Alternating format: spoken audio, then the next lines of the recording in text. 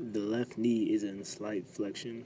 The agonist muscles used are the popliteus, semitendinosus, semimembranosus, and biceps femoris. The antagonist muscles are the vastus lateralis, medialis, intermedius, as well as the rectus femoris.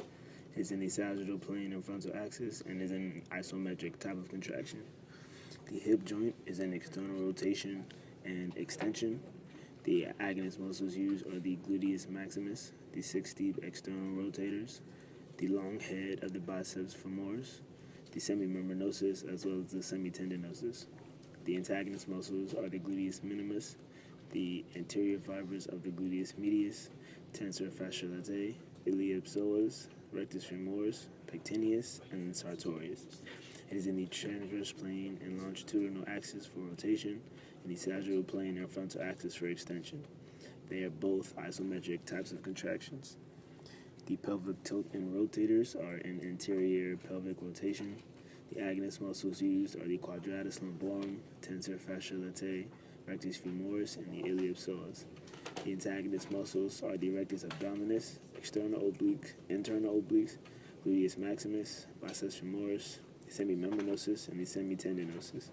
Is in the transverse plane and longitudinal axis and is an isometric type of contraction. When in the follow-through phase of the punch, the right knee is in slight flexion. The agonist muscles used are the popliteus, semitendinosus, semimembranosus, and biceps femoris.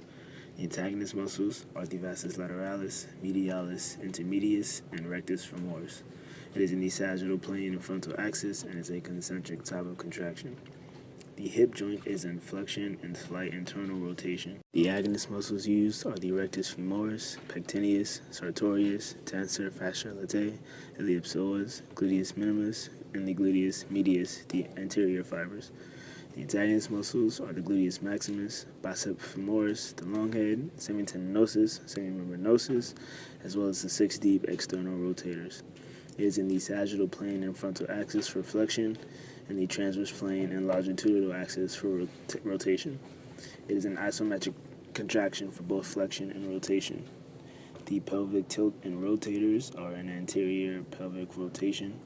The agonist muscles used are the quadratus lumborum, tensor fasciae latae, rectus femoris, and the iliopsoas. The antagonist muscles are the rectus abdominis, external oblique, internal oblique, gluteus maximus, biceps femoris, semimembranosus, as well as the semitendinosus.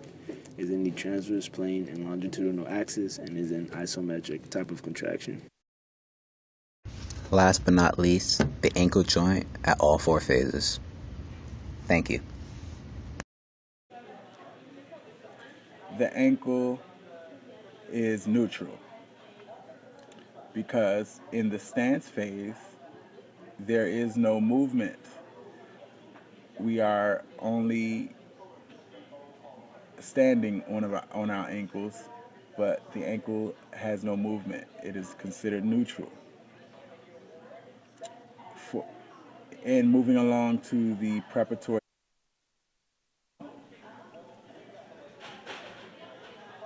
on the left side for the ankle is at a stabilized position, which makes it neutral. It's a held position. And moving along to the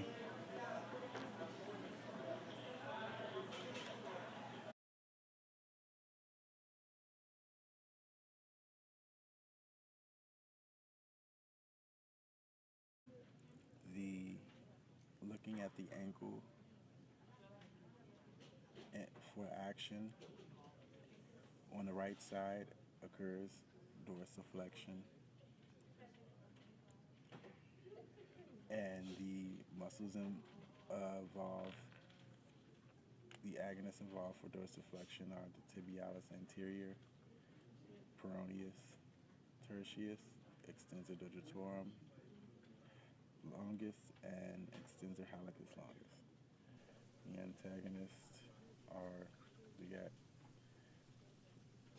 the gastrocnemius, soleus, anterius, tibialis posterior, peroneus longus, peroneus brevis, flexor hallucis longus, and flexor digitorum longus.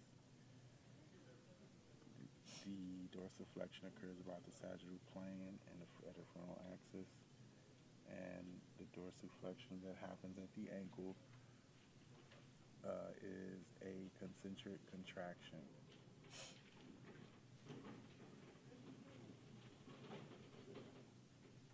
And on the left side of the ankle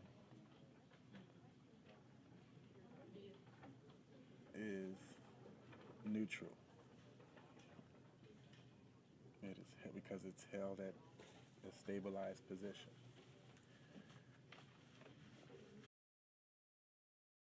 The ankle, looking at the ankle, for both ankles and the follow through is, for left and right, are neutral because there is no action that occurs in the follow through phase for the ankle.